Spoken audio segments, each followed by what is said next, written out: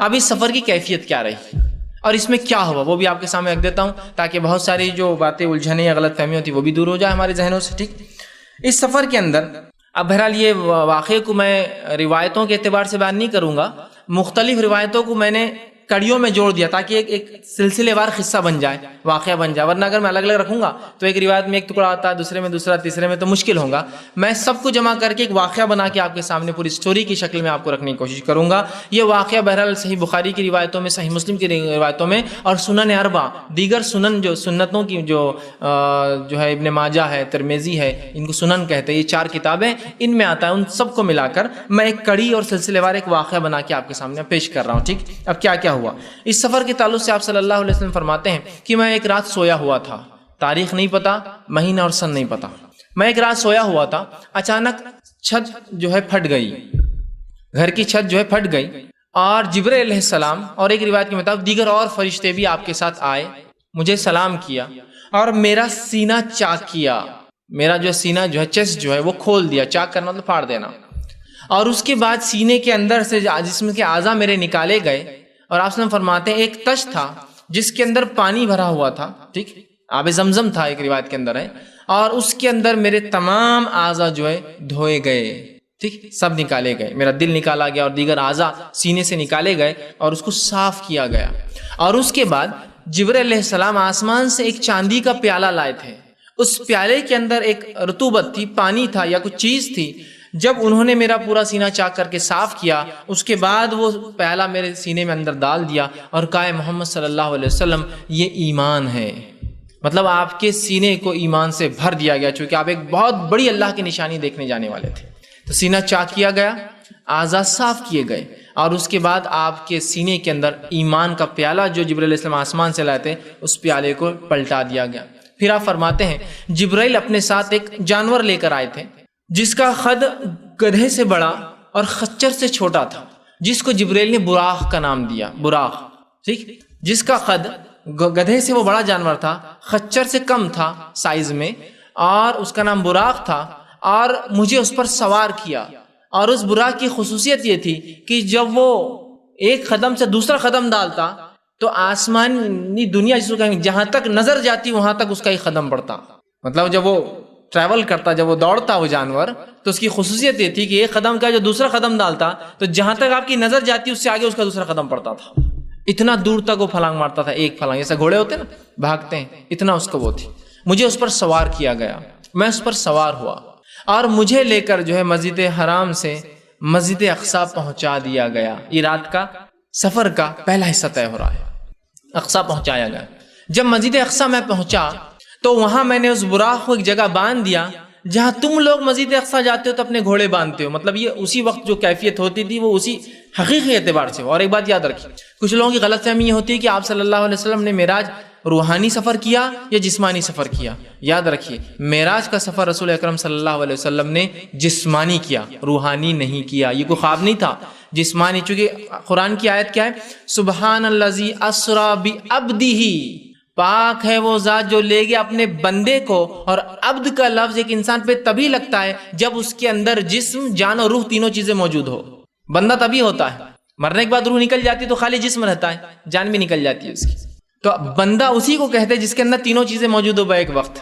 تو اس کا مطلب یہ سفر جسمانی ہوا، خواب میں نہیں ہوا. یاد رکھیے جو کچھ لوگ غلط فہمی میں ہوتے ہیں، جسمانی ہوا ہی بہرحال. اور اللہ کے لیے کیا ناممکن ہے، ٹھیک ہے بہرحال. تو آپ وہاں گئے، آپ کہتے ہیں میں نے اس خچر کو وہاں باندھ دیا جہاں تم لوگ اپنے گھوڑے باندھتے ہو. اس کے بعد جو ہے مسجد اقصی کے اندر تمام انبیاء موجود ہوئے، اور وہ آپ سب فرماتے ہیں کہ تمام انبیاء آئے اور میں نے ان کی امامت کی. اب وہ انبیاء کیسے آئے؟ کیا مسجد اقصی میں اس زمانے میں آبادیاں نہیں تھی جو آپ اکیلے میں گئے یا ویران تھی؟ نہیں، وہ آباد مسجد تھی. پھر لوگوں کو کیسے پتہ نہیں چلا رات میں کوئی آیا مسجد کھولا؟ یہ تمام باتیں غائب کے علم سے ہیں. اپنے اللہ رب العزت کو اپنے بندے سے یہ کام کروانا تھا، اس نے وہ کروا دیا. ہم اس پر ایمان لاتے ہیں بس. اور کیسا ایمان لانا ہے انشاءاللہ آخری میں ایک واقعہ بھی رکھوں گا اس پر ایمان کیسے لانا ہے. تو آپ کو پہنچا دیا گیا اور یہ تمام چیزیں غائب میں ہو رہی. یاد رکھیے انبیاء علیہ الصلوۃ والسلام کا اس جگہ آنا یہ سب غائب کی باتیں ہیں. اب اس سے کوئی خیاس آ رہی ہے نہ شروع کر دے جب وہاں انبیاء آئے اس کا مطلب انبیاء زندہ ہے، انبیاء فلاں ہیں.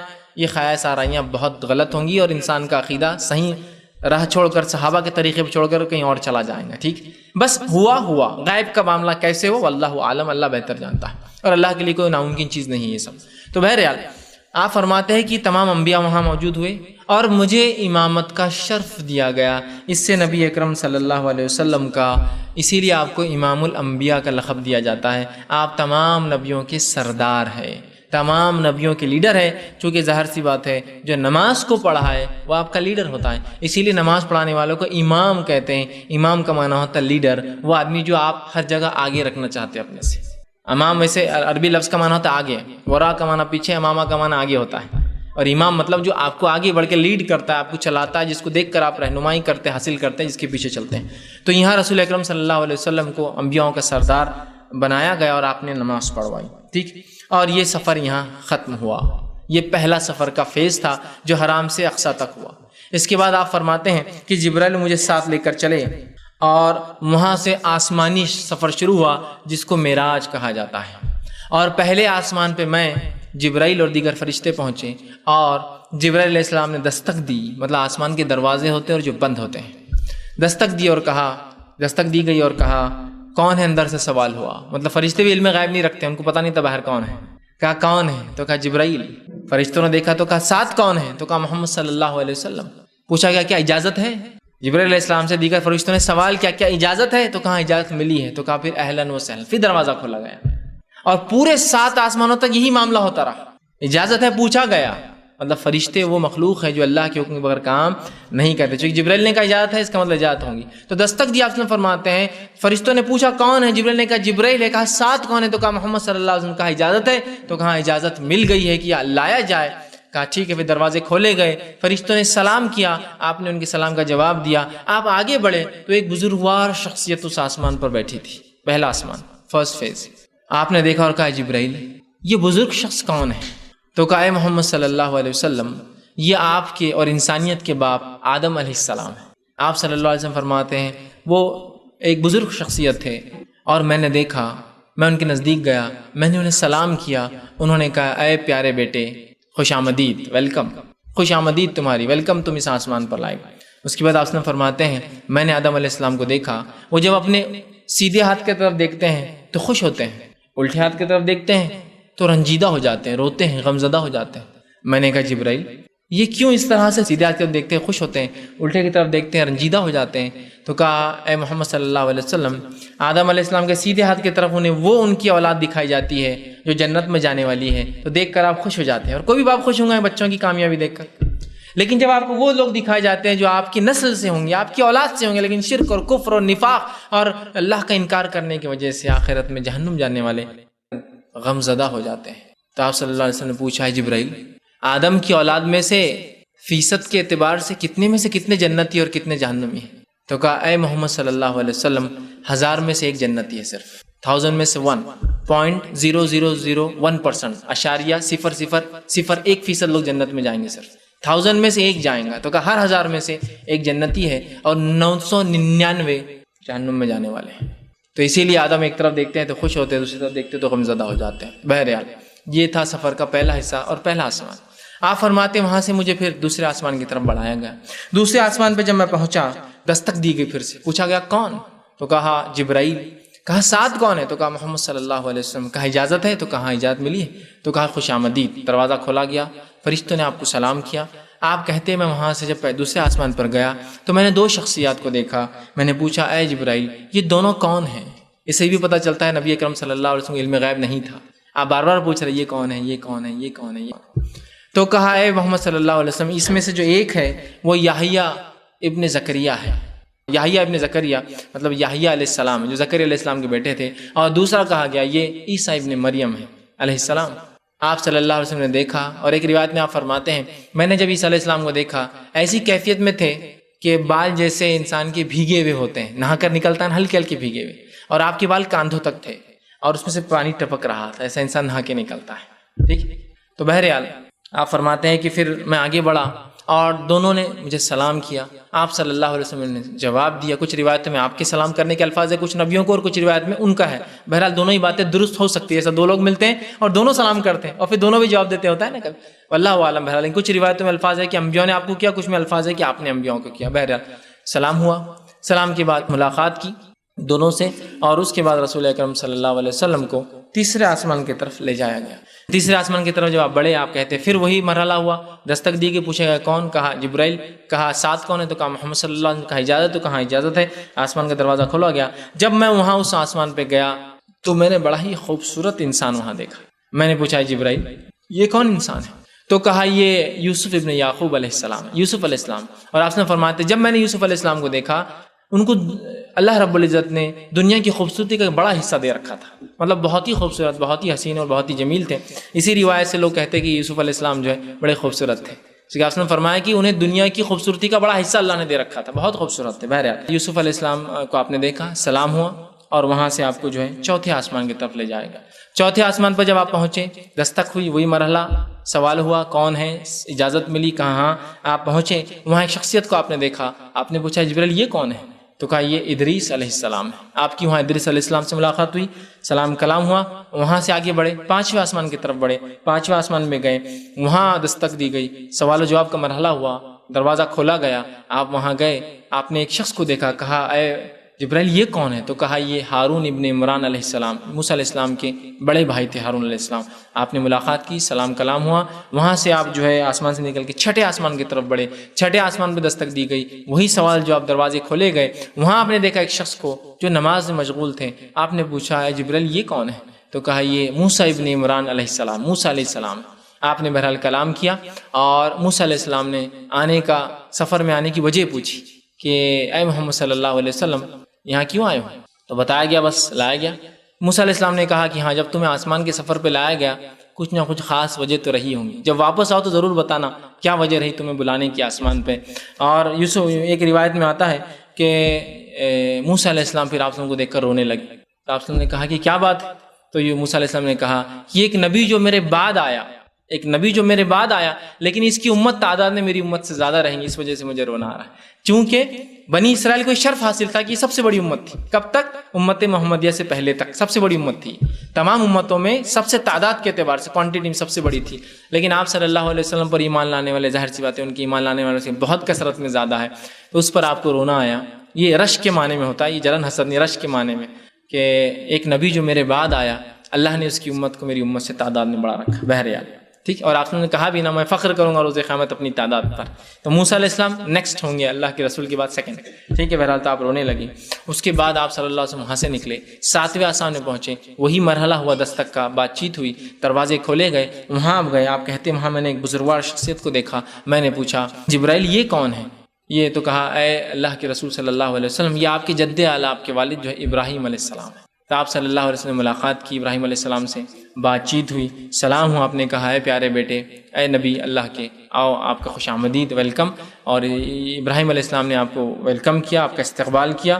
اور ایک روایت میں آتا ہے کہ ابراہیم علیہ السلام وہاں جب آپ سے ملے وہ بیٹھے ہوئے تھے، اور جس جگہ ابراہیم علیہ السلام ساتویں آسمان پہ رہتے ہیں وہاں ایک بیت المعمور، ایک گھر بھی اللہ کا یاد رکھیے. جس طرح سے کعبہ دنیا میں گھر ہے، تو ویسے ہی ساتویں آسمان پہ اسی کعبے کی سیدھ میں ایک اور گھر ہے آسمان پہ، اس کو بیت المعمور کہتے ہیں. تفصیلات آگے آئیں گی بیت المعمور کی. تو آپ فرماتے میں نے ابراہیم علیہ السلام کو وہاں پایا، اور وہاں ایک گھر تھا جیسا کعبہ ہے دنیا میں، اور فرشتے اس کا طواف کرتے تھے جیسا ہم طواف کرتے ہیں. اور ایک وقت میں 70,000 فرشتے اس کا طواف کرتے تھے. اور اس کے بعد جب نکل جاتے تھے تو قیامت تک ان کی دوسری باری نہیں آنے والی ہے. مطلب فرشتوں کی تعداد کتنی ہے کہ ایک فرشتہ جب ایک بار بیت المعمور کا طواف کر لیتا ہے تو قیامت تک اس کو نیکسٹ چانس نہیں ملنے والا ہے. کوانٹٹی دیکھیں. اور 70,000 ایک وقت میں طواف کر رہے ہیں، ون ٹائم 7 بار کرتے ہوں جیسے ہم بھی 7 بار کرتے ہیں. 70,000 کے طواف کرنے کے نکلنے کے بعد چانس نہیں ہے نیکسٹ ٹائم آنے کا، قیامت تک کے لیے چانس نہیں. مطلب اتنے فرشتے اللہ کے. لیکن اس کے باوجود بھی دیکھیے اللہ رب العزت نے انسانوں اور جنوں کو پیدا کیا. حالانکہ اس کی عبادت حمد و ثنا بڑائی کے لیے اتنی مخلوق تھی جو تعداد میں اتنی کہ 70,000 بھی ہر وقت کرنے کے بعد بھی وہ نیکسٹ ٹائم ان کا چانس نہیں آنے والا ہے. آپ نے کہا کاش، ایک روایت میں فرمایا کاش اے عائشہ تیری قوم کا نیا ایمان لانے کا مجھے ڈرنا ہوتا تو میں بھی کعبے کو ویسے ہی کر دیتا جیسا بیت المعمور تھا کہ لوگ طواف کرتے اور دروازے کو نیچے بنا لیتا. ابھی دروازہ اوپر ہے نا, آپ دیکھیں 7-8 فٹ پہ دروازہ ابھی جو کعبے کا دروازہ ہے. تو مشرکین نے اوپر کر دیا تھا. کیوں اوپر کیا تھا معلوم؟ وہ کہتے تھے کہ صرف ہم جیسے بڑے لوگ جائیں گے, عام لوگ نہیں گھسنا اس میں, تو انہوں نے اوپر کر دیے تھے. آپ نے فرمایا لیکن اگر تیری ایمان لانے والی نہ ہوتی عائشہ تیری قوم مطلب قریش, تو میں کیا کرتا, کعبے کو بیت المعمور کے جیسا اس کے دونوں دروازوں کو نیچے لاتا اور ایک طرف سے لوگ گھستے اور دوسری طرف سے باہر نکلتے, مطلب طواف کے علاوہ اس میں جانے کی بھی اجازت ہوتی. بہرحال خیر وہ نہیں کرے آپ سمجھ, اس لیے کہ ڈر تھا کہ قوم میں اشتعال نہ ہو جائے, کچھ تماشا نہ ہو جائے, لوگ خاموخواہ ایک مسئلہ نہ ہو جائے. بہرحال تو بیت المعمور کا وہ طواف کرتے اور نکلتے اور جاتے. وہاں ابراہیم علیہ السلام سے ملاقات ہوئی. ابراہیم علیہ السلام نے کچھ نصیحتیں بہرحال امت مسلمہ کے لیے آپ صلی اللہ علیہ وسلم کو کی مختلف, چونکہ یہ اسراء اور معراج کی روایتیں اتنی زیادہ ہے اور کوئی بھی ایک روایت مکمل نہیں ملتی ہے, کہ تو ہر راوی نے کسی مطلب کے تحت اور کسی مقصد کو بیان کرنے روایت کا ایک حصہ بیان کیا, تو پوروں کو جوڑنا ممکن ہی نہیں ہے ہمارا. بہرحال اس کے بعد جو ہے آپ صلی اللہ علیہ وسلم وہاں سے آگے بڑھے اور ایک مقام تک گئے جس مقام کا نام آتا ہے سدرۃ المنتہا. وہاں جبرائیل علیہ السلام گئے اور کہا ہے محمد صلی اللہ علیہ وسلم یہ لاسٹ ڈیڈ لائن ہے میرے لیے, اس کے آگے میں نہیں بڑھ سکتا, یہ میری یہاں لمٹ ختم ہو گئی. یہی حد تھی جس حد تک میں, آپ فرشتوں کے سردار ہے جبرائیل علیہ السلام, میں یہاں تک آ سکتا, اس کے آگے میری حد نہیں ہے. اب یہاں سے آپ آگے آ جا سکتے ہیں, یہاں سے آپ کو بلایا گیا, لہٰذا سفر آپ کب آگے اکیلے ہے. اور وہاں سے سدرۃ المنتہا کے آگے جو آخری حد تھی, آپ سے حدیث میں فرماتے ہیں کہ سدرۃ المنتہا ایک درخت, ایک جھاڑ تھا وہاں, صدر کہتے ہیں جھاڑ کو, ٹھیک, وہ ایک جھاڑ تھا صدر, اور صدر کہتے ہیں عام طور سے بیری کی جھاڑ کو عربی زبان میں. اس کے پتے ایسے تھے اس جھاڑ کے جیسے ہاتھیوں کے کان ہیں, بہت بڑے بڑے پتے تھے اور بہت وسیع, اتنا بڑا جھاڑ کی جس کی کوئی انتہا نہیں. کچھ روایتوں میں آتا ہے اس کا ایک پتا اتنا بڑا کہ 500-700 سال تک ایک گھوڑا تیز رفتار بھاگتا رہے تو اس کو پورا نہ کر سکے, ایک پتا, اور جھاڑ میں ایسے کروڑوں لاکھوں پتے ہوتے ہیں. بہرحال پھر میں وہاں سدرۃ المنتہا سے جو ہے بیت المعمور سدرۃ المنتہا, وہاں سے جبرائیل چھوڑ دی مجھے اور میں وہاں سے آگے گیا اور پھر اپنے رب سے میں نے بات چیت کی. رسول اکرم صلی اللہ علیہ وسلم نے اللہ رب العزت کو یاد رکھی وہاں نہیں دیکھا. ماں عائشہ رضی اللہ عنہا کی واضح حدیث ہے, آپ نے فرمایا جس نے یہ کہا کہ نبی اکرم صلی اللہ علیہ وسلم نے اللہ کو دیکھا اس نے جھوٹ کہا, اس لیے کہ اگر وہ دیکھتے رسول اکرم صلی اللہ علیہ وسلم اللہ کو تو یقیناً اپنے بیوی کو تو ضرور بتاتے آ کر کہ میں نے دیکھا ہے, لیکن آپ نے کبھی بھی اللہ رب العزت کو نہیں دیکھا. اس سفر میں آپ نے جبرائیل علیہ السلام کو اپنی حقیقی شکل میں دیکھا, جو دنیا میں آتے وہ حقیقی شکل میں نہیں آتے تھے, وہاں حقیقی شکل میں دیکھا. اور اللہ سے آپ جو ہے کمان یا 2 کمان کی دوری پر تھے, اور یہ کمان دنیا کی کمان نہیں یاد رکھی, کمان جو ہوتی ہے یہ آخرت کا ہے. اگر جس کے جھاڑ کا ایک پتا 700 سال کی مسافت کا ہو گھوڑے کی بھاگنے کی رفتار کے, تو کمانیں کیسی ہوں گی, ہے نا. انداز لگائیں ایک جھاڑ کے ایگزاگریمیشن میں اس کے تسلسل میں ایک کمان کو لگائیں, آپ کے گھر کا ایک جھاڑ اور دروازہ کیسا ہوتا ہے, واللہ عالم, یہ سب غائب کی باتیں ہیں. بہرحال آپ نے لیکن اللہ کو نہیں دیکھا, لیکن اللہ سے کلام کیا. پھر ایک آواز آئی اور اللہ کے رسول صلی اللہ علیہ وسلم کو وہاں 2 تحفے دیے گئے, ایک نہیں تھا, 2 تحفے تھے. پہلا تحفہ دیا گیا وہ یہ تھا کہ آپ کو سورۃ البقرہ کی آخری 2 آیتیں دی گئی, آسمان پہ دی گئی, اس میں کوئی فرشتہ نہیں آیا تھا. کون کون سی؟ سورہ بقرہ کی آیت میں 285 اور 286, لاسٹ 2 آیتیں, آمن الرسول بما انزل الیہ من ربہ والمؤمنون سے لے کر جو ہے اس کے بعد والی آیت کے خاتمے تک, یہ 2 آیتیں وہاں دی گئی. اور ان 2 آیتوں کی فضیلت آپ صلی اللہ علیہ وسلم فرماتے ہیں اگر کوئی شخص یہ 2 آیتیں پڑھ لے تو اس کے لیے کافی ہو جاتی ہے, کافی. اگر مر جائے تو مطلب کافی جنت جانے کے لیے. کافی ہونا مطلب یہ مومن کے لیے کافی کیا ہے, دنیا تھوڑی, اس کے لیے تو آخرت ہے اور آخرتی کامیابی کافی ہے. آپ فرماتے جو ان آیتوں کو پڑھ لے, مطلب ان آیتوں کو پڑھ لے, سمجھ لے, ان کے مطابق عمل ہو, تو یہ پھر اگر مر جائے تو کوئی مسئلہ نہیں, کافی ہو جائیں گے اس کے لیے, اس کے نجات کے لیے آیتیں کافی. اور آپ صلی اللہ علیہ وسلم ہر رات سونے سے پہلے 2 آیتوں کو پڑھتے تھے, کیونکہ آپ کو خاص دی گئی تھی بلا کر. تو پہلا تحفہ 2 آیتوں کا دیا جانا. اس کے بعد آپ کو دوسرا تحفہ ملا اور وہ سب سے اصل تھا, یاد رکھیے یہ تو قرآن کا حصہ ہی ہے قیامت تک کے لیے. یہ تحفہ بڑا اہم تھا اور وہ تحفہ تھا نماز کا تحفہ, جو آپ کو اللہ نے فرمایا اے محمد صلی اللہ علیہ وسلم آپ کی امت کے لیے 50 وقت کی نماز فرض کی گئی ہے. نبی اکرم صلی اللہ علیہ وسلم خوش ہوئے.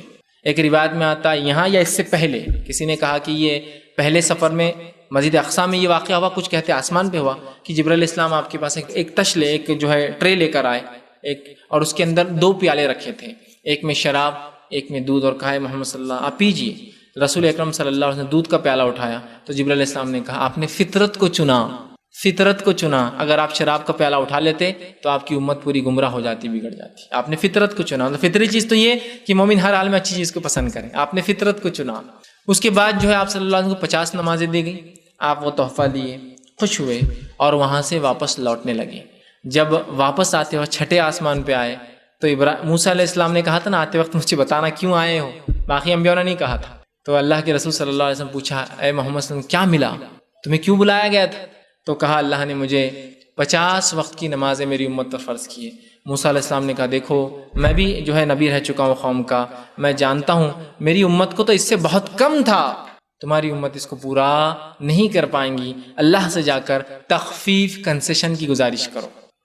آپ سے فرماتے ہیں کہ میں پھر لوٹا، مطلب 5 آسمان سے پھر 7واں اور پھر سدرۃ المنتہا کے آگے گیا اور اللہ سے گزارش کی کہ اللہ کچھ تخفیف کی جائے. ایک روایت کے مطابق 5 اور 5 کم کیے گئے اور ایک روایت کے مطابق 10 کم کیے گئے. بہرحال دونوں باتیں درست ہو سکتی ہیں، 5 اور 5 کر لیے تو 10 ہو گئے، راوی ہو سکتا سیدھا 10 کی بات کر رہے ہو یا 5 دونوں باتیں درست ہیں، اس میں کوئی بات غلط نہیں ہے. تو 5 یا 10 کر کے میری نمازیں کم کی گئی. جب 10 ہو گئی اور میں موسیٰ علیہ السلام کے پاس آیا، موسیٰ علیہ السلام نے کہا کہ اے محمد میری امت کو اس سے بھی کم تھا، تم اور تخفیف کا کہو. آپ وسلم تھوڑا سا ہچکچائے لیکن پھر گئے اور پھر گزارش کی اللہ سے، اس 10 میں اور تخفیف کی گئی، اس کو 10 سے 5 کیا گیا. پھر آپ واپس آئے اور پھر موسیٰ علیہ السلام ملے. موسیٰ علیہ السلام نے کہا میری امت کو اس سے بھی کم تھا، اور جو باتیں ہم کو توریت کی روایتوں سے آج کی موجودہ ملتی ہے، موسیٰ علیہ السلام کی امت کو 3 نمازیں فرض تھی. 3 نمازیں، سورج نکلنے سے پہلے، سورج بیچ میں سے گزرنے کے بعد اور سورج ڈوبنے کے بعد. ٹھیک، جیسے ہم فجر، ظہر اور مغرب ہوں گی ہماری، تو 3 نمازیں فرض تھی وہ لوگوں کو. اور آج بھی یہودی 3 نمازیں پڑھتے ہیں، ان کی جو ہیکل ہوتی ہے، مسجدیں ہوتی ہیں، اور ہیکل بولتے ہیں بہرحال، اس میں 3 نمازیں، اور بالکل ہماری نماز جیسی ان کی نمازیں ہوتی ہیں، ہاتھ باندھ کر کھڑے ہونا، رکوع اور سجود بھی ہوتے ہیں اس کے اندر. ٹھیک ہے، بہرحال تو کہا تمہاری امت جو ہے یہ نہیں کر پائیں گی، اس لیے کہ میں ایکسپیرینس گین کر چکا ہوں، امت بہت مشکل ہے. میری امت کو اس سے بھی کم تھا، 5 سے بھی کم تھی، تو نہیں کر پائے. تو آپ نے فرمایا کہ اے موسیٰ اب مجھے بہت شرم آتی ہے، میں بہت بار لوٹ چکا ہوں. کہ تو اگر وہ 5 کی روایت کو لے تو آپ اب تک 9 بار لوٹ چکے تھے، 9 ٹائمز جا کر آ چکے تھے. اور اگر 10 کی روایت کو لے تو آپ اب تک 5 بار جا کے آ چکے تھے. 10 اور پھر 5 نا، 10 اور 5 تو 5 بار جا کے آ چکے تھے. آپ نے کہا اب مجھے حیا آتی ہے، شرم آتی ہے کہ میرا رب مجھے کچھ دینا چاہتا ہے اور میں کم کرتا جا رہا ہوں. اس کے بعد جب چھٹے آسمان پہ سے آپ نے طے کر لیا کہ آپ واپس نہیں جاؤں گا، تو ایک آواز ہے اور کہا اے محمد صلی اللہ علیہ وسلم آپ کی امت کے لیے میں نے ہر عمل کو 10 گنا بڑھا دیا ہے، لہٰذا جو تمہاری امت میں سے 5 وقت کی نماز پڑھ لیں گا ثواب پورے 50 کا پائیں گا. 10 ٹائمز بڑھا دیا گیا. اسی لیے آپ نے حدیث میں فرمایا جو رمضان کے روزے رکھے اور اس کے بعد شوال کے 6 روزے رکھے، چاہے ایک ساتھ رکھے یا توڑ کر رکھے، اسے سال بھر کے روزوں کا ثواب ملے گا. رمضان کے روزے کتنے ہوئے؟ 30. شوال کے روزے ہوئے 6، کتنے ہو گئے؟ 30 اور 6 36. 36 کو ضرب دیجیے 10 سے کتنے ہوتے؟ 360، مطلب پورے سال کے روزوں کا ثواب. تو 5 نمازوں کا ثواب 50 کا، 36 روزوں کا ثواب 360 کا، اور ایک سال خمری اعتبار سے، اسلامی اعتبار سے 355 دن کا ہوتا ہے، 355. تو گویا آپ نے سال بھر روزے رکھے، دیکھیے کیسی حکمت ہے. تو ہر نیکی کا ثواب 10 گنا بڑھا دیا گیا. اور علماء لکھتے ہیں محدثین یہ ہر کام کے لیے آپ کی نیت کے اعتبار سے ہر کام میں اللہ امت مسلمہ کو ایک نیکی کے بدلے 1 سے 10 تک ثواب دیں گا. اس کے جس کو بولیں گے نیت کے خالص ہونے کی بنیاد پر 1 2 3 4 5 6 7 8 9 10 گنا اللہ بڑھا سکتا ہے. یہ بات یاد. تو آواز کیا آتی ہے؟ محمد صلی اللہ علیہ وسلم آپ کی امت کے لیے میں نے ہر نیکی کو 10 گنا بڑھا دیا ہے، لہٰذا جو 5 وقت نماز پڑھ لے 50 کا ثواب پائیں گا. آپ نے حدیث میں فرمایا جو 30 روزوں کے بعد 6 رکھ لے 360 سال بھر کا ثواب پائیں گا. ہر نیکی میں ہم کو یہ شرف حاصل ہے کہ ہم 1 سے لے کر 10 تک بڑھ جاتے ہیں گناہوں میں، لیکن اللہ کا فضل بھی اس امت پہ ہے، ہمارے گناہ صرف 1 کے بدلے 1 ہی لکھے جاتے ہیں. اپلائی ہوتی ہے، گناہ نہیں ہوتے ہیں الحمدللہ. ٹھیک، بہرحال تو آپ نے کہا کہ اب تو شرم آتی ہے. آواز آئی کہ آپ کو وہی دیا گیا، اور اس کے بعد آپ صلی اللہ علیہ وسلم وہاں سے نکلتے ہیں اور وہاں سے آپ واپس آتے ہیں. اس دوران اور کچھ جو واقعات جو دیگر روایت میں ملتے ہیں اس واقعے کے علاوہ وہ بھی رکھتا چلتا ہوں. اس دوران ایک واقعہ آپ سے فرماتے ہیں کہ میں ایک جگہ سے گزرا اور جنت کی یہ آسمانوں کی سیر کرانے کے بعد مجھے جنت اور جہنم کی بھی سیر کرائی گئی. اسی رات جنت اور جہنم کی بھی سیر کرائی گئی. جیسا میں ایک جنت کے پاس سے گزرا، اور جب اس جنت کے پاس سے گزرا تو اس جنت کے باہر ایک جھیل تھی. اس جھیل کے اندر ایک حور بیٹھی تھی، اور اس حور پر جب میں نے نظر ڈالی تو اس کی پنڈلی جو نچلا حصہ ہوتا ہے پیر کا، اس کی پنڈلی کے اندر ہڈی، اور ہڈی کے اندر غدہ، اور غدے کے اندر جو نسیں ہوتی ہیں وہ تک دکھ رہی تھی. اتنی خوبصورت تھی کہ جیسے ٹرانسپیرنٹ، اتنی خوبصورت کہ اس کے ہڈی کے اندر کا غدہ بھی میں دیکھ سکتا تھا، اتنی خوبصورت. اور میں نے کہا ہے جبرائیل یہ کون ہے؟ تو کہا اللہ کے رسول یہ حور ہے.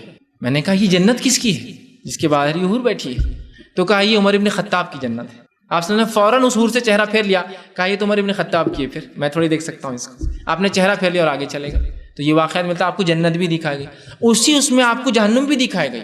آپ ایک جگہ اگر آپ فرماتے مجھے جہنم دکھائی گئی، اور ایک شخص تھا جو زیادہ ہنستا نہ تھا، اور جہنم نیچے ہے گڑھے کے اندر، یاد رکھیے جہنم نیچے، جنت اونچی ہے. تو وہ اندر جو ہے ایندھن ڈال رہا تھا جس سے وہ جہنم اور بھڑک رہی تھی، وہ اور ڈالتا اور بھڑکتی. میں نے پوچھا اے جبریل یہ کون ہے؟ یہ شخص تو زیادہ ہنستا بھی نہیں ہے. تو کہا یہ مالک ہے، یہ جہنم کا داروغہ ہے. جہنم کو دہکانا، سلگانا، لوگوں کو ڈالنا اس کی ذمہ داری، یہ پورا مینٹیننس، مطلب پوری جہنم کو یہ دیکھ بھال کرتا ہے. داروغہ مطلب ہیڈ ہے اس کا. اس سفر معراج میں ہی عذابات آپ نے دیکھی. کیوں تو جہنم میں سب سے پہلے آنکھ کے عذاب کے ساتھ تمام عذاب لگے ہوئے. آنکھ کے ساتھ وہ آنکھ کے گولے کھانا، آنکھ کے ساتھ وہ خون اور پیپ پینا، آنکھ کے ساتھ وہ روندے جانا، آنکھ کے ساتھ سب ہے معلوم. آنکھ کے ساتھ وہ توق ڈالا جائے گا گلے میں جو زمین پہ گرے گا، جو دوسروں کی زمین لوٹ لے گا، آنکھ کے اندر ہے سبھی. اور وہاں کی آنکھ دنیا کی آنکھ سے 70 گنا زیادہ ہے، 70 ٹائمز. آپ نے فرمایا کہ دنیا کی آنکھ کے مقابلے میں جہنم کی آنکھ 69 درجے، اگر ٹوٹل ملا لیا تو 70 درجے زیادہ ہے. اور دنیا کی آنکھ سے مراد کیا معلوم آپ کو؟ دنیا میں کتنی آگ ہم پیدا کر سکتے ہیں اس کے مقابلے میں. آج ہم جانتے ہیں انسان لاکھوں ڈگری سینٹی گریڈ تک پہنچ سکتا ہے. جو نیوکلیئر فیشن ہوتا ہے نا، جو کسی مادے کے خلا جو ہوتا ہے نیوکلیئر جس کو بولتے ہیں، اس کو جو توڑا جاتا ہے مختلف ذریعے جس سے اتنی انرجی نکلتی ہے، جس سے آج کل بہت سے ریئیکٹرز وہ چلتے ہیں، اس کو توڑنے کے لیے لاکھوں ڈگری لگتا ہے. تو لاکھوں ڈگری تک تو ہم جا سکتے ہیں. لاکھوں ڈگری تک اگر ہم دنیا میں جا سک رہے ہیں، 1 لاکھ لے لیجیے موٹا موٹا حساب، تو 1 لاکھ کو ضرب دے دیجیے آپ 70 سے، 70 لاکھ ڈگری ٹیمپریچر جہنم کی آگ ہوگی. اور قیامت تک انسان کتنی آگ پیدا کر پائیں گا پتہ نہیں کتنے کروڑ ڈگری اس کے مقابلے میں، کیونکہ دنیا کی آگ کے مقابلے میں 69 ٹائمز زیادہ ہے. اور وہ آگ اتنی زیادہ ہے اور اتنی سخت ہے کہ اس کا رنگ کالا ہے. آپ بھی جانتے ہیں، میں بھی جانتا ہوں، آگ کے فیزز ہوتے ہیں اور ہر فیز میں آگ کی انٹینسٹی سے اس کا رنگ چینج ہوتا ہے. ہماری گھر کی گیس کو آپ دیکھیے، اودی ہوتی ہے، اودی کے بعد لال ہوتی ہے، اور سب سے اوپر والی لو اگر بڑی تو وہ اورنج رنگ کی ہوتی ہے نا. تو وہ اورنج کا ٹیمپریچر زیادہ ہوگا.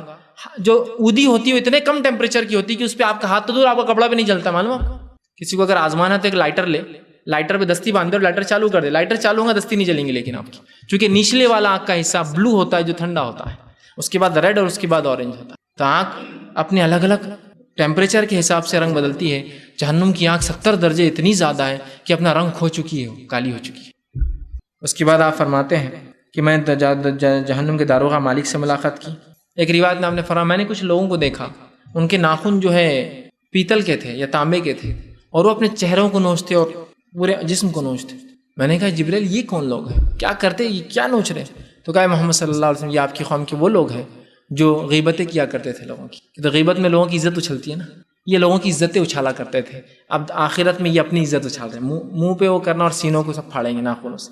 ٹھیک. اور بہرحال بہت ساری روایتیں جس میں معراج میں آپ نے جنت اور جہنم کے کچھ سین دیکھے، تمام کو لینا بہرحال ممکن بھی نہیں اتنے کم وقت میں. تو کچھ باتیں بہرحال میں نے یہاں بہرحال رکھنے کی بہرحال کوشش کی. اسی طرح جو ہے اس کے بعد آپ صلی اللہ علیہ وسلم وہاں سے واپس نکلے، مکمل پورے سفر کر کے نیچے اترے. اس کے بعد آپ فرماتے ہیں کہ جب میں واپس آنے لگا تو ایک قافلہ میں نے دیکھا، جو قافلہ مکہ کی طرف آ رہا تھا. اس قافلے کا ایک اونٹ بچھڑ گیا تھا، اس اونٹ کو میں نے دیکھا کون سا تھا، لوگ اس کو ڈھونڈ رہے تھے. اس کے بعد میں مکہ واپس پہنچا دیا گیا.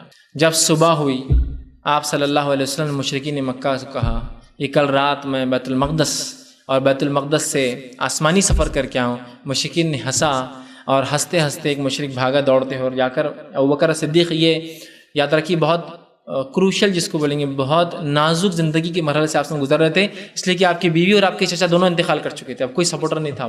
مشرک بالکل فل فلیش آپ کے خلاف اترے ہوئے تھے، بہت تکلیفیں دے رہے تھے مکمل طور سے. آپ نے جب یہ کہا تو مشرک ہنسے، اور ایک نے کہا کہ ابوبکر تیرا ساتھی کیا کہہ رہا ہے، دیکھ تمہارا دوست کیا کہہ رہا ہے. یہ کہتا ہے کہ راتوں رات یہاں سے نکلا، مسجد اقصیٰ گیا جو کہ 30 دن کا سفر ہے، اور وہاں سے نکل کے آسمانی کر کے آیا. ابوبکر صدیق نے کہا کیا واقعی میں محمد صلی اللہ علیہ وسلم یہ کہتے ہیں؟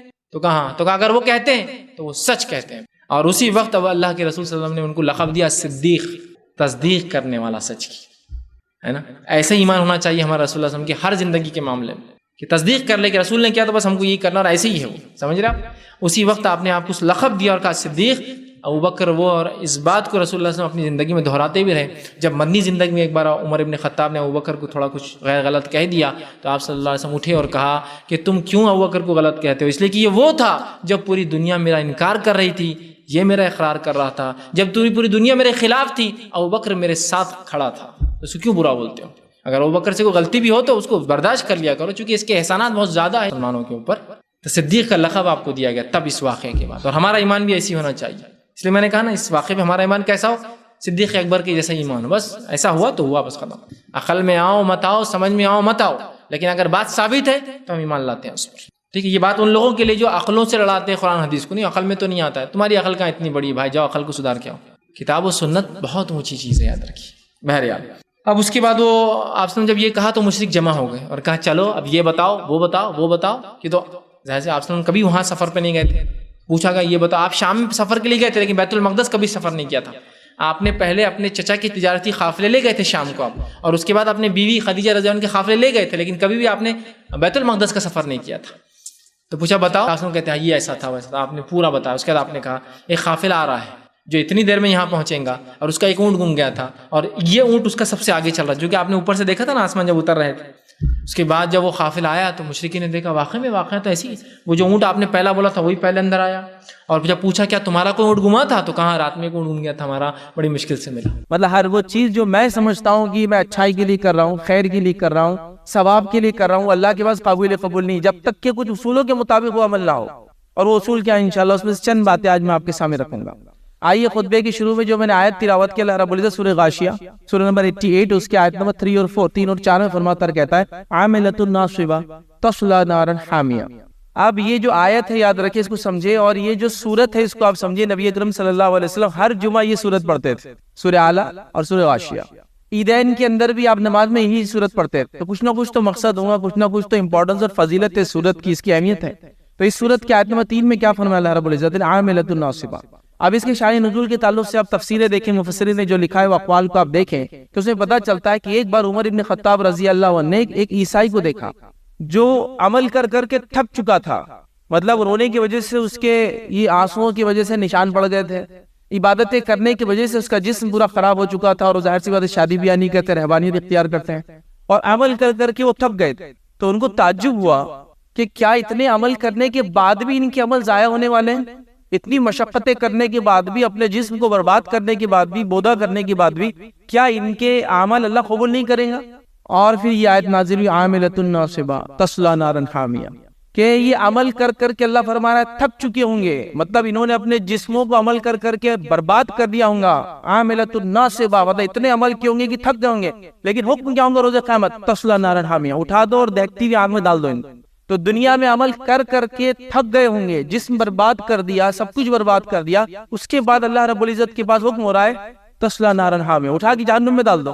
تو عمل کر کر کے تھکنا اصل نہیں ہے، عمل کرنا اصل نہیں ہے، اس سے پتہ چلا وہ عمل کرنا اصل ہے جو صحیح ہو، جو ثابت ہو، جو بتایا گیا ہو، جس پہ قرآن کی مہر ہو، جس پہ سنت کی مہر ہو، وہ اصل عمل ہے، یاد رکھیں۔ تو عمل کر کر کے تو لوگ بہت آنے والے ہیں، عمل کر کر کے لوگ تھک گئے ہیں، یاد رکھیں، لیکن وہ عمل کرنے سے، تھکنے سے وہ قبول ہوں گے اللہ کے پاس، یہ ضروری نہیں، یہ میں آپ کو بتانا چاہ رہا تھا۔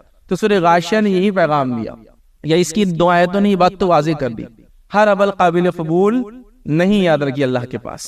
اللہ کے پاس کچھ طریقہ ہے عمل کو قبول کرنے کا، ہر عمل اللہ رب العزت قبول نہیں کرتا، یہ بات کو آپ سب سے پہلے سمجھ لیں۔ اور دنیا میں ہر آدمی جو کچھ کرتا ہے وہ اسی لیے کرتا ہے کہ اپنے رب کو راضی کرے، اللہ رب العزت کو منا لے، اعمال میں اضافہ کرے، جنت سے قریب ہو، جہنم سے دور ہو، گناہوں کی معافی ہو نا، عمل کرنے سے گناہ بھی معاف ہوتے ہیں انسان کے، نیک عمل کرنے، ہر آدمی اس کے لیے کوشش کرتا ہے، لیکن سارے عمل قابل قبول نہیں ہیں، صرف وہی عمل اللہ رب العزت قبول کریں گا جو عمل صحیح ہوں گا، جو اس نے حکم دیا ہوں گا اور اس کے نبی کے طریقے کے مطابق انسان کر کے آؤں گا، وہ عمل یاد رکھیے قبول ہوں گا۔ اب سوال آتا ہے کہ کون سی عمل ہے جو اللہ تعالیٰ قبول کریں گا؟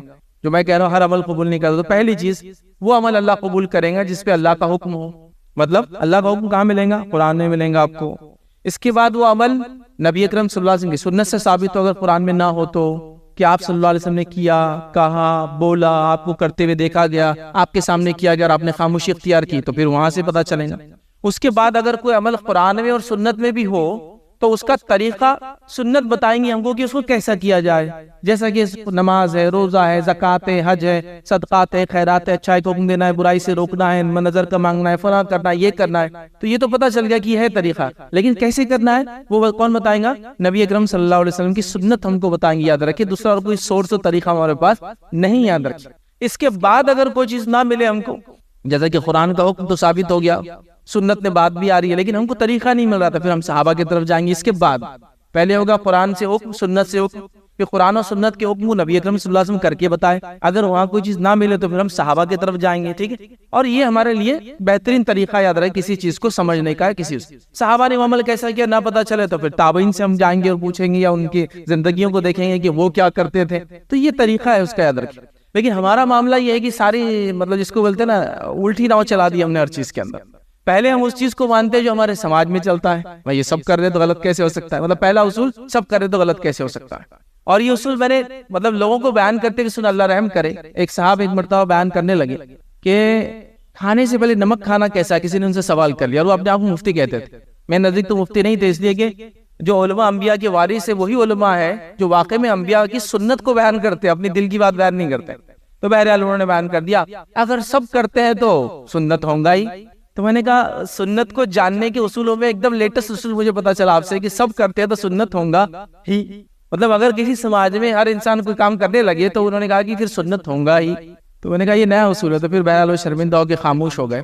یہ کوئی اصول نہیں یاد رکھ کہ لوگ کرے تو سنت، ہم لوگوں کا اسی ہوتا ہے، پہلے ہم لوگوں کو دیکھتے ہیں اطراف اپنا میں لوگ کیا کر رہے، تھوڑے مہذب سمجھدار لوگ کیا کر رہے، تھوڑے مالدار ایلیٹ کلاس کیا کر رہا ہے، تو ہم کو لگتا ہے بس یہ دین اور شریعت کیسا بنے گا، یا جس کے سر پہ ٹوپی ہو، داڑھی ہو، کرتا پاجامہ، تو یہ جو بھی کرے پھر وہ ہو گیا سنت، ہم کر سکتے ہیں، ایسا نہیں ہوتا ہے، اصولی بات ہے یاد رکھ۔ تو اللہ کی کتاب کا حکم ہو یا نبی اکرم صلی اللہ علیہ وسلم سنت میں حکم ہو، اور نبی اکرم صلی اللہ علیہ وسلم کی سنت سے پتہ چلیں گے اللہ کے حکم پہ عمل کیسا کرنا ہے، سنت پہ عمل کیسا کرنا ہے، نہ ملے تو صحابہ کی زندگی بھی جائیں گے، صحابہ زندگی سے تابعین، اس طرح سے ہم آگے جائیں گے۔ ہم لوگ پورا الٹا چل رہے ہیں، پہلے سماج کو دیکھ رہے بلائیں، پھر کتاب کی بات تو ایک دم آخر میں ہو رہی ہے، جب جھگڑا بہت بڑھ جا رہا ہے، کوئی بات سامنے والا سمجھا رہا ہے اور وہ سمجھ میں نہیں آ رہی سامنے والے، تو اس کے لیے علم حاصل کرتا ہوں، یہ بڑی اہم چیز یاد ہے۔ اب آئیے اعمال کی قبولیت کے لیے کیا شرائط، وہ بھی تھوڑا سا ہم دیکھ لیتے ہیں مختصر بالکل۔ اعمال کی قبولیت کی جو پہلی شرط ہے یاد رکھیں، انسان ایمان والا ہو۔ کوئی بھی عمل کے قبول ہونے کے لیے فرسٹ کنڈیشن ہے کہ انسان ایمان والا ہو۔ اگر انسان ایمان والا نہ ہو، نماز پڑھے تو اس کو کوئی فائدہ نہیں، ایمان والا نہ ہو، روزے رکھے تو کوئی فائدہ نہیں، ایمان والا نہ ہو، اور صدقات کرے کوئی فائدہ نہیں، ایمان والا نہ ہو، اور انسانیت کی بھلے کی کئی کام کرے، ہاں اس سے اس کا جہنم کا عذاب ہلکا ہوگا لیکن وہ جنت میں نہیں جائیں گے اس کی وجہ سے۔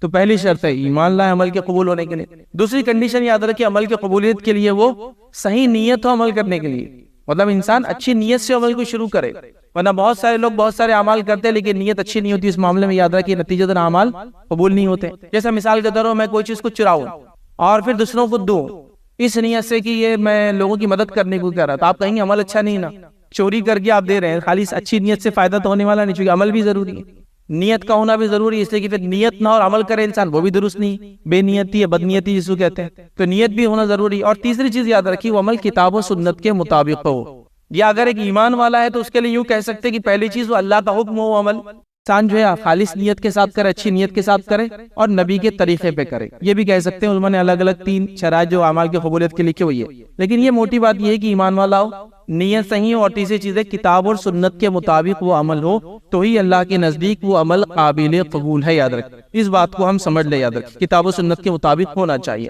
اب آئیے آگے بڑھتے ہیں، اب ہم جو بھی کام اپنے زندگی میں کریں ہم چیک کر لیں کیا ہمیں ایسا کر رہے ہیں، کیا وہ اللہ کا حکم ہے، کیا نبی اکرم صلی اللہ علیہ وسلم کا حکم ہے، کیا نبی اکرم صلی اللہ علیہ وسلم کو کوئی چیز ثابت ہے، کیا صحابہ نے وہ عمل کیا، وہ چیز ہم کو دیکھنا بے حد ضروری، یاد رکھیے، ورنہ اگر کوئی چیز ثابت نہ ہوئی ہم ساری زندگی کیوں نہ کرتے چلے جائیں، وہ اللہ کے پاس روز قیامت قابل قبول نہیں ہوں گی، اور وہ اٹھا کر اعمال منہ پر واپس پھینک دی جائیں گے، اور یہ کتنی شرمندگی کی بات ہوگی ایک انسان کے لیے کہ دنیا میں عمل کیا لیکن جانچا نہیں کہ عمل درست ہے نہیں، اور آخرت میں چلا گیا اللہ کے پاس اور اس کو اجر و ثواب اس کا نہ ملے، یاد رکھیں۔ تو بڑی ڈینجرس بات ہے، یاد رکھیے، تو لہٰذا ہم کو عمل ثابت ہے نہیں وہ جاننا ہے، یاد رکھیے، اور جاننے کے بعد یاد رکھیے اس کے مطابق ہم کو کام کرنا ہے۔ اب آئیے ہم لوگوں کا جو معاملہ ہے، یہ جو چیزیں میں دیکھ رہا ہوں ماحول میں، انشاءاللہ عزیز ہر سال، ہر مہینے، ہر ہفتے، ہر دن مسلمانوں کے پاس کوئی نہ کوئی ایسی چیز اس کو ثواب کے طور پہ کیا جا رہا ہے، اور پھر اس کے لیے من گھڑت باتیں بیان کی جا رہی ہے، اس کے فضائل بیان کی جا رہے ہیں۔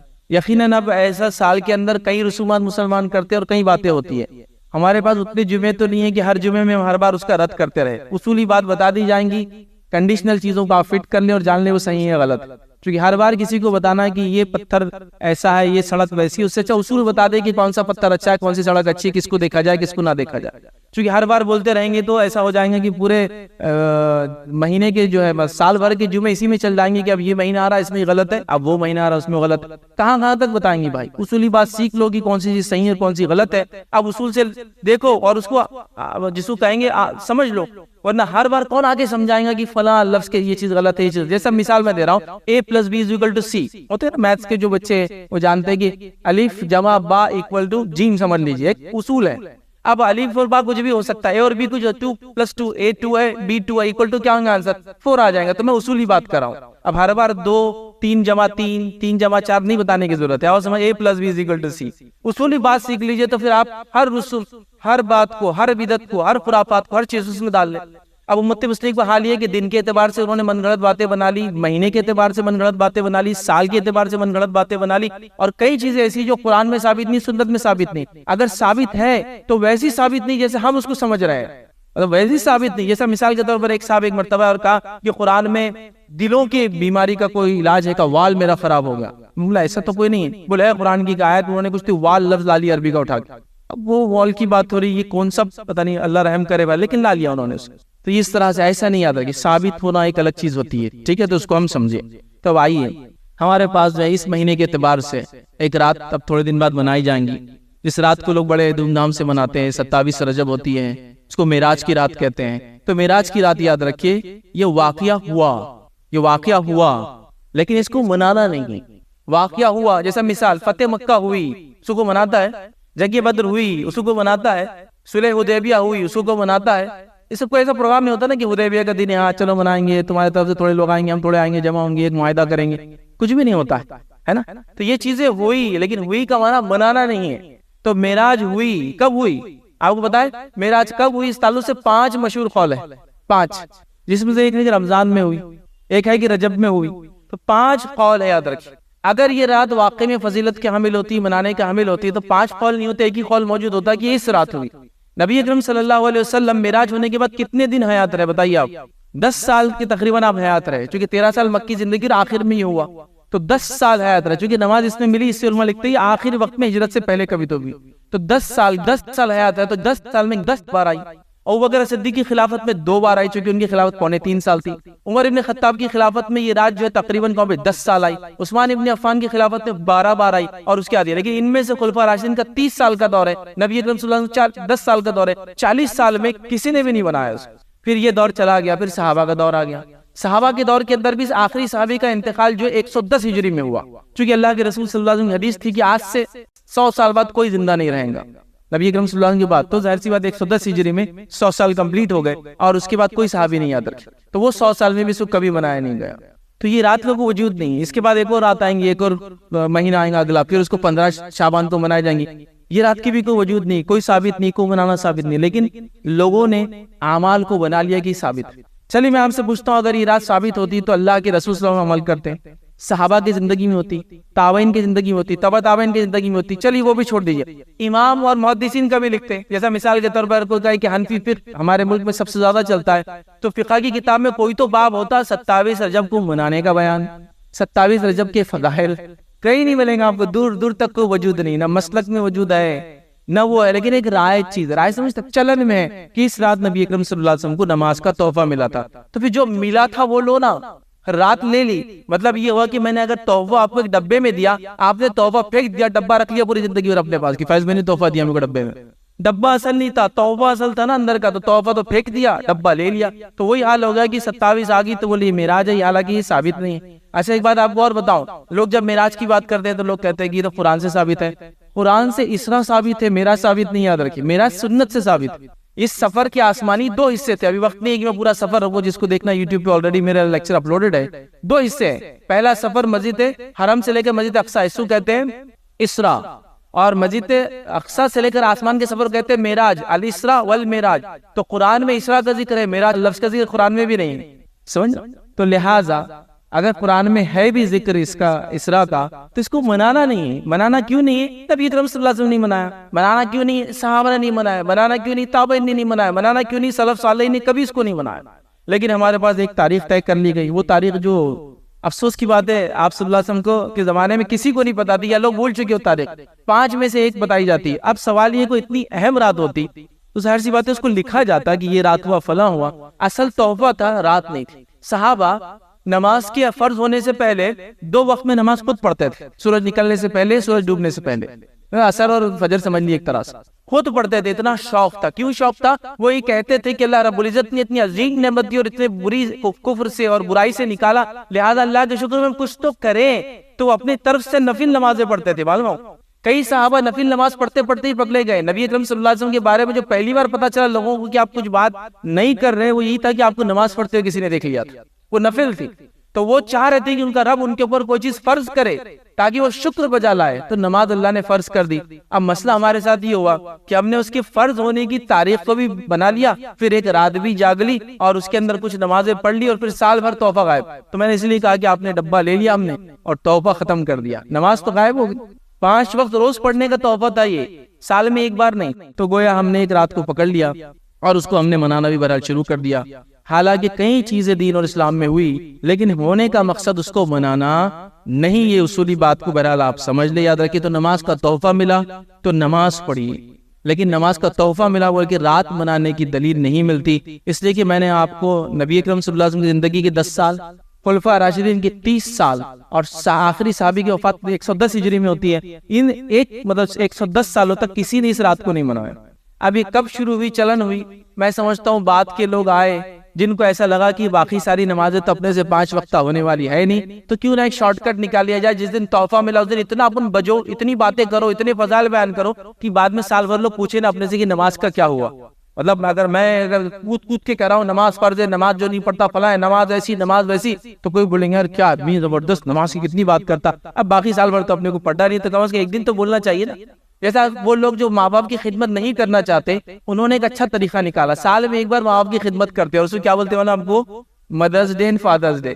پورا سال ماں باپ کے پاس نہیں جاتے، بوڑھا گھر میں ڈال دیتے ہیں، اور ایک دن جاتے ہیں، ان کو کھلاتے ہیں، پلاتے ہیں، 2-3 وقت کا کھانا، پھر ساتھ میں فوٹو کھینچتے ہیں، پھر فیس بک وغیرہ میں اپڈیٹ کرتے ہیں کہ آج باپ کے ساتھ تھا، آج ماں کے ساتھ تھا، فلاں تھا، آج بوڑھا گھر میں تھا. پھر سال بھر ان کو ماں باپ کو دیکھنا ہے نا کچھ کرنا ہے. ہاں خرچ وغیرہ بھیج دیتے ہیں، یہ کبھی حکومتیں سنبھال لیتی ہے. ویسٹرن کنٹریز میں بوڑھوں کو گھر پہ نہیں رکھتے، یاد رکھیں. تو ویسا ہم نے کر لیا. نماز اصل تھی، اس کو سال بھر پڑھنا تھا، ہر روز 5 وقت فرض پڑھنا تھا. نبی اکرم صلی اللہ علیہ وسلم 5 فرائض کے علاوہ بھی جو آپ کئی نمازیں پڑھتے تھے، اب کتنی گنا، رات سے لے کر صبح تک. اور موقع سے سورج گرہن ہے تو اس کی نماز ہے، تہجد کی نماز ہے، ہاں اس کے صلاۃ الضحیٰ جس کو اب چاش اوابین اور جو اشراق کہتے ہیں، اس کے علاوہ بارش نہ ہو تو آپ نماز پڑھتے تھے. اس کے علاوہ مدد کے لیے اللہ سے نماز پڑھتے تھے. اس نماز تو اتنی ہے جس کی کوئی انتہا نہیں، یاد رکھ. تو وہ سب چھوڑ دیا اور ایک دن کو ہم نے پکڑ لیا. تو اب سوال یہ آیا کہ کیا ایسی رات، ایسا دن، ایسی گھڑی، کسی کی فضیلت جو ثابت نہیں، منانا کیسا ہے؟ تو یاد رکھیے منانا بدعت ہے. بدعت سمجھتے ہیں؟ بدعت وہ چیز ہے جس کا دین میں کوئی اصل یا اس کی کوئی بنیاد نہیں ہوتی. ہم اپنے دل سے اس چیز کو بنا لیتے. کوئی کہیں گا یہ چیز تو ہوئی نا، معراج میں تحفہ ملا. ہاں ملا، کون انکار کر سکتا ہے. لیکن سوال یہ تحفہ ملنا اس کو منانے کی دلیل کہاں ہوگی؟ ورنہ پھر روزہ جب ملا تو اس کا بھی ایک منا لو کوئی دن. روزہ جب سے فرض ہوا کہ باب روزے کا دن جیسا نماز کا تحفہ تو روزے کا تحفہ. پھر حج جب سے شروع ہوا تو حج کا تحفہ. نہیں کرتے نا بس، تو پھر اس کو کیوں کرتے ہیں؟ تو لوگوں نے چیزوں کو بنا لیا اور شارٹ کٹس نکال دیے. اب بہرحال پھر ایک راستہ نکلا تو پھر کئی راستے بنے. اب میں آپ کو کیا بتاؤں. پھر مغرب کے بعد کیا کرنا ہے وہ عمل بھی آ گئے، جو کہ راتی ثابت نہیں ہے لیکن عمل ثابت ہو گئے. عشاء کے بعد کیا کرنا ثابت ہو گیا. پھر رات کی کون سی گھڑی میں کیا کرنا ہے بتا دیا لوگوں نے. اس کے بعد پھر ایک سے ایک عمل آئے کہ 100 رکعت پڑھ لی تو فلاں، 20 رکعت پڑھ لی تو فلاں، ہر رکعت میں سورہ فاتحہ کے بعد 11 بار سورہ اخلاص پڑھ لی تو فلاں، اور اتنی رکعت پڑھے تو مغفرت. پھر اس کے بعد ایک اور نماز اس میں ایڈ ہوگی راتوں میں جو لوگ پڑھتے ہیں عام طور سے، خاص طور سے اس رات میں، وہ ہو گیا قضاء عمری کی نماز. 2 رکعت فجر کی بولے پورے سال بھر کی کمپلیٹ، قضاء عمری پورے عمر کی قضا کمپلیٹ. اس کے بعد 4 رکعت پڑھ لی. اگر اتنا آسان ہوتا سبحان اللہ، تو صحابہ وہ کیوں تکلیفیں اٹھانا پڑتی نماز کے لیے؟ کیوں پکڑے جاتے ہو نماز پڑھتے ہوئے؟ کیوں نبی اکرم صلی اللہ علیہ وسلم آخر وقت تک نماز پڑھتے ہیں؟ یہ کہہ دیتے امت یہ تو میں نبی ہوں، میں پڑھتا ہوں، لیکن تم لوگوں کے لیے سہولت ہے، قضاء عمری ایک نماز ہے، فلاں رات آتی ہے، تم لوگ اس میں ادا کر لیا کرو. بس 17 رکعتیں پڑھنا ہے، 2 فجر کی، 4 ظہر کی، 4 عصر کی، 3 مغرب کی، 4 عشاء کی، اور قضاء عمری کے نام سے پڑھ لو، ہو گیا تمہارا بیڑا پار. سبحان اللہ. ایسا نہیں یاد رکھیں. نبی اکرم صلی اللہ علیہ وسلم اپنے آخر وقت تک نماز پڑھتے رہے، حتیٰ کہ آپ جس مرض میں تھے، جس کے بعد آپ کی وفات ہوگی، اس مرض کے اندر بھی آپ اٹھتے، کبھی آپ کو بے ہوشی طاری ہوتی، پوچھتے کیا لوگوں نے نماز پڑھ لی؟ تو کہا تھا نہیں پڑھی، آپ کا انتظار کر رہے. تو پھر آپ غسل کرتے پھر بے ہوش ہو جاتی ہے، آخر وقت تک نماز پڑھ رہے ہیں، اور امت کہہ رہی ہے کہ اس کو ایک دن پڑھنا کافی ہے، لوگوں نے امت نے دن بنا لیے، رات بنا لیے۔ تو میں گزارش کروں گا، ہم نے اصولی بات دیکھ لی، قرآن سنت صحابہ کے عمل میں ہے کہ یہ سب چیز نہیں ہے، تو پھر اس کو کیسے ہم دین کا حصہ مان سکتے ہیں، کیسے اس میں عمل کر سکتے ہیں؟ اب لوگوں کے پھر سوالات تو اتنے ہیں، پہلے جو لوگوں نے کیا غلط تھے کیا، ہم پہلے اور بعد کی بات ہی نہیں کر رہے۔ میں کہہ رہا ہوں اب تک غلط اکاؤنٹ میں پیسہ ڈپازٹ ہو رہا تھا، ابھی صحیح اکاؤنٹ بتا دیا میں نے آپ کو، آپ مجھ سے پچھلا مت پوچھو وہ غلط تھا یا صحیح تھا، جو ہوا وہ ہوا۔ دعا کیجئے، مغفرت کی دعا کیجئے، جنہوں نے کیا معافی مانگ لیجئے، لیکن اگلے کی کوئی دلیل نہیں ہے کہ جو پچھلا کیا تھا غلط تھا نہیں تھا، تو پھر اس کو غلط نہیں ثابت کرے تو اگلا ہم نہیں کریں گے، جو ہوا ہوا ہو۔ اب آپ کو بات سمجھ میں آ گئی، ہم کو کرنا ہے۔ اسی طرح یہ مہینہ ہے، اگلا مہینہ ہے، پھر اس کے بعد رمضان کے بعد اور دن آئیں گے، پھر اس میں فلاں ہوں گا، مطلب ہر دن ہر رات ہر روز، مطلب میں اس کا ایک لسٹ بنا لوں، اسی کوئی انتہا نہیں ہوگی۔ اسی مہینے میں 22 رجب گزری، اس کو لوگوں نے ایک تہوار عید بنا لیا، 27 رجب کو ایک تہوار ہے، 15 شعبان کو ایک منائیں گے، اس کے بعد رمضان ختم ہوگا تو اس کی عید تو ثابت ہے، اس کی ایک باسی عید منائی جاتی ہے، پھر اس کے شربوزی عید منائی جاتی ہے، کہاں سے لائی سب 6 روزوں کی عید بولے، پھر وہ عید منا لی، اس کے بعد فلاں دن آ گیا اس میں یہ کر لیا، فلاں رات آ گئی اس میں یہ کر لیا، فلاں موسم آ گیا یہ کر لیا، محرم آ گیا تو فلاں، کئی اصول ہم نے بنا لیا۔ اب میں آپ کو کہوں گا، گزارش کروں گا، میں پڑھو، دیکھو، سمجھنے کی کوشش کرو، کیا یہ واقعی میں نبی اکرم صلی اللہ علیہ وسلم نے کیا؟ صحابہ کا تو یہ حال تھا، نبی اکرم صلی اللہ علیہ وسلم کی اتنی باتیں نوٹ کی، ایسی ایسی چیزوں کو لکھا اور ایک دوسرے کو بیان کیا کہ آپ سوچ بھی نہیں سکتے۔ میں آپ کو خالی ہوتا عبداللہ ابن عمر رضی اللہ عنہ کے تعلق سے آتا ہے کہ ایک مرتبہ حج کے لیے نکلے تو تابعین ان کے ساتھ چلے کہ انہوں نے اللہ کے رسول کے ساتھ حج کیا تھا، چلو دیکھتے ہیں حج کیا ہے، کیسے کیا جاتا ہے۔ ایک مقام پر گئے اور وہاں طہارت کو جیسے بیٹھتے ویسے بیٹھا اور کھڑے ہو گئے۔ لوگوں نے کہا کہ آپ یہاں کیوں رکے؟ ہم کو لگا آپ عصر کی نماز پڑھیں گے، تو کہا نہیں، اللہ کے رسول صلی اللہ علیہ وسلم عصر کی نماز تو وہاں پڑھی تھی، تو کہا یہاں کیوں رکے؟ اور یہ کیا کیا آپ نے؟ پیشاب بھی نہیں کیا، خالی بیٹھ کے اٹھے؟ کہا میں نے اللہ کے رسول صلی اللہ علیہ وسلم حج کیا تھا، اللہ کے رسول صلی اللہ علیہ وسلم یہاں آ کر طہارت کو بیٹھے تھے، مجھے تو پیشاب نہیں آیا تھا لیکن میں یہاں بیٹھوں گا۔ کیسے ختم بختم چل رہے تھے وہ، ایسا ریت میں ایک آدمی آگے چلا تو بچہ ڈالتا نا بیچ میں پیر، ویسا چل رہے تھے، پیشاب نہیں آیا پھر میں بیٹھ کے اٹھوں گا۔ ایک جب مقام پر گئے، اونٹنی کو پورا گول گھما دیا 180 ڈگری، پھر گھما کے پھر یوں کر لیا 360، مطلب سیدھا جا رہی تھی، پورا گول گھوم کے پھر ادھر کر لیا۔ لوگوں نے کہا یہ کیا ہے؟ تو کہا اللہ کے رسول صلی اللہ علیہ وسلم کی اونٹنی چکر کھائی تھی، اونٹنی نے غش کھا گئی تھی، جانور بھی چکر کھاتا ہے تو ایسا غش کھائی تھی، گول گھوم کے بیٹھ گئی تھی، پھر کھڑے ہوئے گول گھوم کے پھر سیدھا چلی۔ تو کہا میں بھی اپنی اونٹنی کو یہاں چکر کھلاؤں گا گول۔ آپ سمجھ رہے؟ مطلب اتنا فالو کیا نبی اکرم صلی اللہ علیہ وسلم کو، جس کی کوئی انتہا نہیں تھی کہ وہ چیز اونٹنی کو ہو بھی نہیں رہی تو کروایا جا رہا ہے۔ نبی اکرم صلی اللہ علیہ وسلم جہاں خطبہ دیتے وہاں ایک جھاڑ تھا، جس جھاڑ کی وجہ سے اللہ کے رسول سر نیچے کرتے تھے، اس کی ٹہنی تھی نا وہاں، تو سر نیچے کرتے تھے۔ تو آپ کو پتا ہے وہ جھاڑ کٹ گیا تھا، تب بھی صحابہ وہاں سے جاتے تو اپنا سر کو تھوڑا نیچے کر کے جاتے تھے، کیوں؟ نبی نے کیا تھا نا ویسا کام۔ اب جھاڑ تو نہیں ہے وہاں لیکن نبی نے کیا تھا۔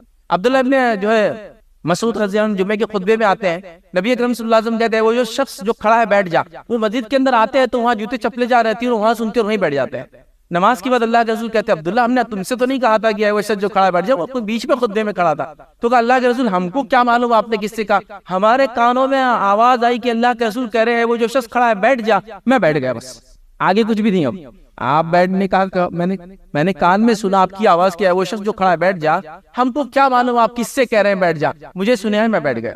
تو یہ صحابہ کا حال تھا۔ تو کیا وہ صحابہ نے اتنی بڑی بڑی راتیں اور دن اور فضائل مس کر دی ہوں گے، چھوڑ دی ہوں گے؟ کبھی نہیں۔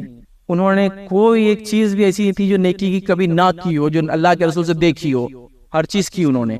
تو لہٰذا اب یہ سوچنے کی ضرورت نہیں کہ ہم لوگ کوئی نئی چیز ڈھونڈ کے لا سکتے ہیں، دین اور شریعت مکمل ہو گئی۔ تو لہٰذا اب کوئی بھی کام دل سے نہیں کرنا ہے، کتاب اللہ، سنت رسول اللہ، صحابہ کا عمل، اس میں دیکھنا ہے، اگر ملے تو ٹھیک ورنہ چھوڑ دیجئے، چاہے کتنے سالوں سے کر رہے ہو، کتنے زمانے سے ہو رہا ہو، کتنے لوگ کر رہے ہو، اس سے کچھ نہیں ہوتا۔ اب کچھ لوگوں نے ایک بات بیان کی، اس سے بات ختم کروں گا، نہیں بھائی اسی بہانے سے لوگ نماز پڑھ لیتے ہیں۔ سبحان اللہ، اگر ہم کو دین پہ عمل بہانوں سے ہی کرانا ہے تو بس پھر تو معاملہ انسان کا بڑے غرق ہونے والا ہے، بہانوں سے۔ اسی بہانے نماز پڑھ لیں گے تو پھر 2 راتیں کیوں، ایسا ہر مہینے ایک رات بنا لو، پھر بہانے سے لوگ نمازیں پڑھتے رہیں گے۔ اب بہانوں سے ہی کام کرانا ہے۔ قرآن اور سنت یہ ہے، اللہ کی رضا اس میں ہے۔ ایک مومن کا کام ہے کہ وہ اپنی نفس کو اس کے مطابق ڈھال لے، اس کو بہانوں کے ذریعے کام نہیں کیا۔ ہاں چھوٹے بچے کو کہہ سکتے ہیں اسی بہانے کر لیتے لگو، جیسا کہ حدیث میں آتا ہے 7 سال کا بچہ ہو تو نماز کو لاؤ، 10 سال کا ہو نہ آئے تو مارو۔ تو یہاں کہہ سکتے کہ 3 سال کا اس کو موقع ہے، اس کو آپ بہلا پھسلا کے مسجد لا رہے ہیں، 3 ایئرس ٹریننگ چل رہی ہے، اس کے بعد نہ آئے تو سزا مل رہی ہے اس کو۔ تو یہ ایک الگ بات ہے، لیکن ایک باشعور بالغ مسلمان کو آپ بہانے تلاش کرنے کی بات کریں گے تو پھر تو معاملہ یہ ہو جائیں گے کہ ہر چیز بہانوں کے نام پہ ہوں گی اور ہر چیز حکمت کے نام پہ چھوڑ دی جائے گی. حکمت سے ہم نہیں بتاتے یہ چیز, اسی بہانے تو لوگ آ جاتے ہیں نماز پڑھ لیتے ہیں. تو کیا ہم یہی چاہتے ہیں کہ ایک دن ہی لوگ نماز پڑھے آ کر, ایک ہی دن پھر ایسی تبدیل ہوتا ہے, پھر چینجز ایسی تو آتے ہیں کہ ہم سمجھتے ہیں کہ ایسا نہیں ہوگا. اب لوگ حج کو نہیں جا رہے تو ہم کہیں گے بہانے سے ہم کو ادھر ایک بنا لیتے عمارت, وہاں لوگوں کو طواف کرا دیں گے. تو بہانوں سے وہ آپ کرائیں گے نہیں ہوں گے. جو ہے وہ ہے, جیسی ہے ویسی ہے, جہاں ہونا ہے وہیں ہونا ہے. تو آپ بہانوں سے نہیں کرا سکتے. لہٰذا ہم لوگ دین کو اس طرح سے مذاق میں نہیں لے سکتے ہیں, کسی بھی عمل کو دین کا حصہ کبھی بھی نہیں بنا سکتے ہیں. اور جو چیز اللہ کی کتاب, نبی اکرم صلی اللہ علیہ وسلم سنت, صحابہ کے عمل سے ثابت نہیں, وہ کبھی بھی دین کا حصہ نہیں بنیں گی. اس بات کو یاد رکھیں. تو میں نے سوچا ایک مختصر سے وقت میں کچھ اصولی باتیں آپ کو بیان کر دوں, تاکہ ہر مہینے کے اعتبار سے ہم لوگ چیزوں کو بیان نہیں کریں گے. آپ لوگ سمجھدار ہیں, باشعور ہیں, پڑھے لکھے ہیں, ہوشیار ہیں, عقل مند ہیں. آپ خود جاننے کی کوشش کریں کہ کوئی عمل میں کر رہا ہوں تو یہ کتاب و سنت سے ثابت ہے کیا, ثابت ہے تو کرے, ورنہ ہم اس کو چھوڑ دیں. اسی پہ اپنی بات کو میں ختم کروں گا. اللہ رب العزت سے دعا ہے کہ اللہ سبحانہ تعالیٰ ہر قسم کی بدعت سے, معصیت سے اور گناہ کے کاموں سے ہماری حفاظت کرے. کتاب و سنت کی صحیح سمجھ ہمیں جو عطا کرے. ہم تمام کی زندگی اور ہر قسم کی برائی, خاص طور سے بدعت و خرافات کی شکل میں جو ہم میں آگے, اللہ تعالیٰ ہم کو اس سے دور کرے. اللہ تعالیٰ ہمیں اور ہماری نسلوں کو قرآن و سنت کا جو پیور عقیدہ ہے, جو خالص عقیدہ, اس پر رہنے کی توفیق عطا فرمائے. ہر قسم کے ایسے اعمال جو اعمال ہمارے دنیا میں اعمال کو برباد کرے اور آخرت میں نقصان کا ذریعہ بنیں گے, اللہ اس سے ہمیں بچائے. اللہ رب العزت امت مسلمہ کے مسائل کو جو حل کرے, جب تک ہمیں زندہ رکھے, ایمان و اسلام پر زندہ رکھے, خاتمہ ایمان پر ہو. وآخر دعوانا الحمدللہ رب العالمین.